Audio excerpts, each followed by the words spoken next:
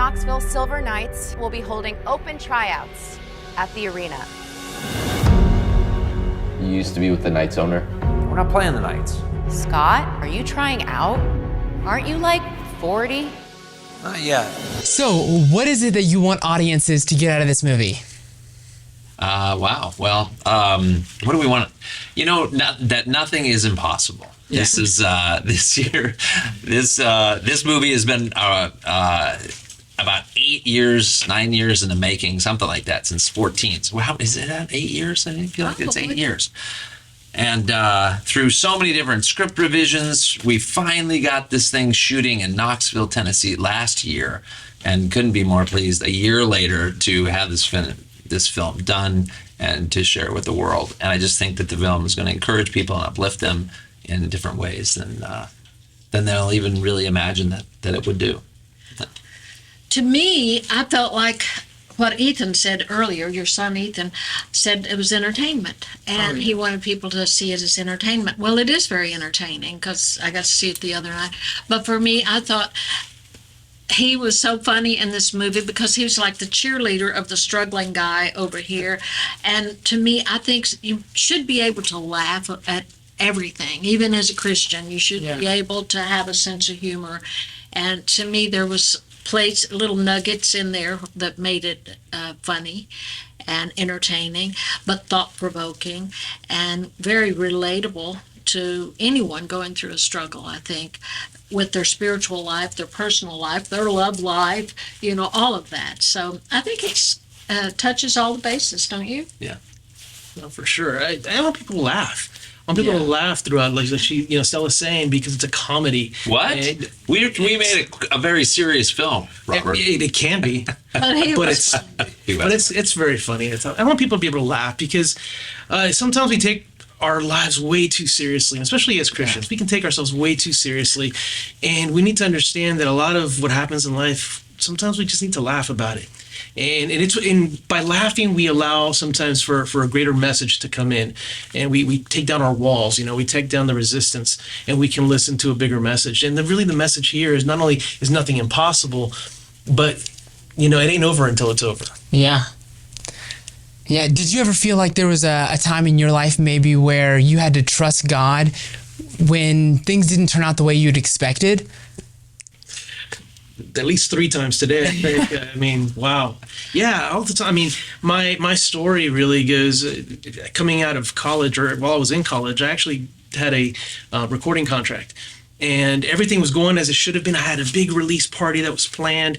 And right before that, for situations that were beyond my control, I was told, we need to delay your project. And what became days, became months, became then years, I was shelved, never to release my album.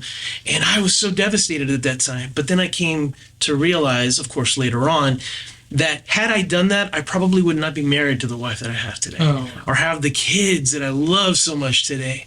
And even better than that, because ultimately it glorifies my God, is I wouldn't have this career in faith-based films that I get to have. And all because it wasn't God's timing. Yeah. So there's some really thought-provoking messages throughout this. What is, obviously one of them is that failure does not define us. Are there any other things where you're like, this message just really connected with me, either as you were working through the script or even as you watched, as you said, you've seen it, any specific messages that just you really connected with? I personally identified with his character because of the struggle that he was going through and how he stayed somewhat insular about your struggle.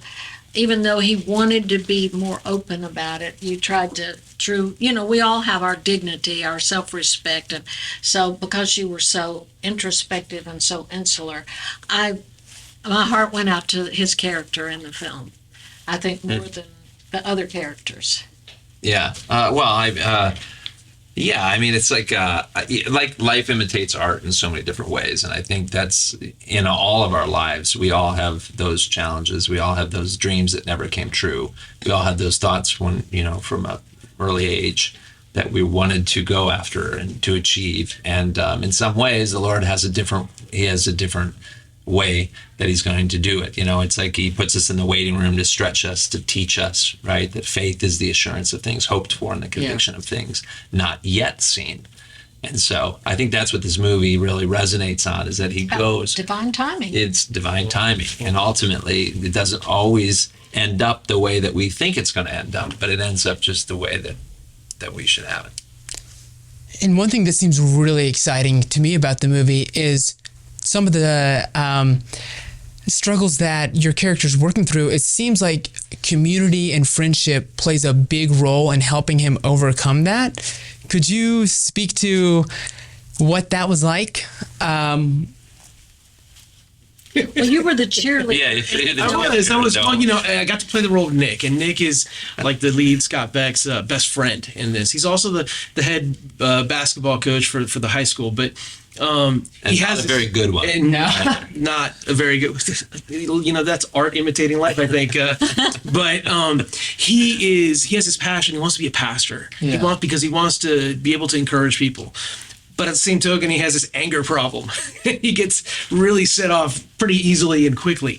And so he has his own struggle, and yet we see how he's going through his journey as he's trying to go through that. But what he doesn't realize is in his journey, he's actually a co-journeyman with his best friend. And he's actually helping his best friend, go through his journey. So it's just a wonderful storyline, the way that all these interactions take place and the way we see God at work. I think we can bring in Ethan. Yeah, thank you very much. And so did you have much basketball experience prior to this film? Did I have much? Well, I played in high school, and my basketball experience, I think, came out mostly because he started training when he was 5 years old, and so it was trying to school him until he now schools me. Yeah, so the roles have reversed. Yeah, basketball. Yeah, and then we had a trainer along the way as well. Yeah. So what was that like, getting to shoot some basketball scenes with your father? It was fun, it's something you don't get to do every day. But yeah, I really enjoyed it, and it was a very good experience. Yeah, what were some of your favorite parts about the process? I really liked just training with them and the trainer, Eric, that helped us. And yeah, it was pretty fun. Yeah. I think the sweetest moments too is looking back, I did train for this film, and from just doing it at our house, from shooting there to then going to the gyms to do it, and even ending in Knoxville here, training here. And we did it there. I don't know if you ever came out there with us, but there's this great court by the trains, and the train would come every day, the same time, a couple times a day, and our balls inherently would go into the lake. But it was like 90, 100 degrees outside, but it was a lot of work, and yet so sweet. Those memories, and then to do it with your son is just, it's the coolest thing. Yeah. Yeah. It's like the roles reversal, because normally I'm training him, or I'm working on, with trainers to make sure he's ready for his, he's playing high school right now, and he's played in the club circuit since he was in first, second grade. Did you ever feel like he was training you at any point? Yeah, absolutely. Oh, yeah. I mean, and it also. No, I was going to say, because it's an interesting dichotomy of like how, I'm like, Ethan, he's so fluid at it, because he's been doing it forever, and to retrain my body to look fluid at it.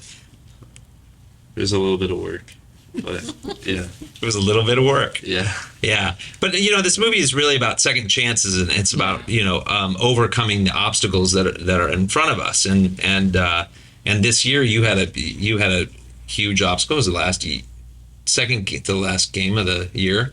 Yeah. I broke my knee and dislocated it. So yeah, he had his kneecap was down here.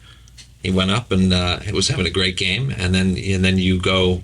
So the last 6 months, he's actually been just rehabbing and working on coming back. And so the last 2 weeks ago, you started practice. Yeah, and then I'm not 100% yet, but hopefully I'll get there soon. How was that for you to be able to get back on the court after? It's good. It's really refreshing. But obviously it's a different change of pace from not doing anything for 9 months, and then but I'm looking. Well, you forward did to- something for 9 months. You were doing Well, like, everything, not You're just playing, not actually Yeah. full on practice.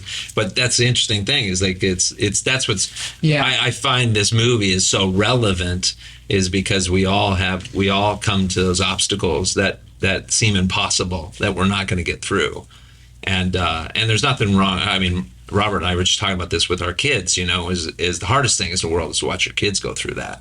It's one thing if we go through it, you know, but when your kids go through it, it seems, you know, so much harder. You can't take their pain away. You can't take their pain away, exactly.